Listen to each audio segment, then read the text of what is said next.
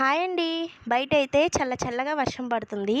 మధ్యాహ్నం టైంలో వర్షం పడుతున్నప్పుడు వేడివేడిగా తినాలనిపిస్తుంది కదా లంచ్‌లోకి ఏం చేయనంటే బిర్యానీ చేయమన్నారు.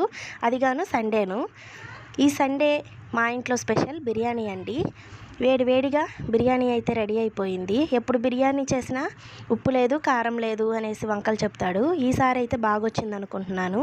నెయ్యి అయితే వేయనండి. ఈసారి అయితే నెయ్యి వేసి ట్రై చేశాను. చాలా బాగా కుదిరింది.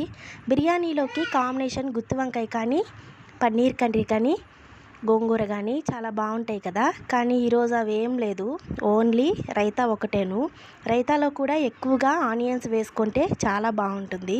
ఇలా వేడివేడిగా అన్నం వేసుకొని రైతా వేసుకొని ముద్దలాగా చేసుకొని తింటే చాలా బాగుంటుంది కదా. మీరు ఈరోజు స్పెషల్ ఏం చేసుకున్నారో కామెంట్ చేయండి. మీకు ఈ వీడియో నచ్చితే ప్లీజ్ సబ్స్క్రైబ్ చేసి లైక్ చేసి షేర్ చేయండి.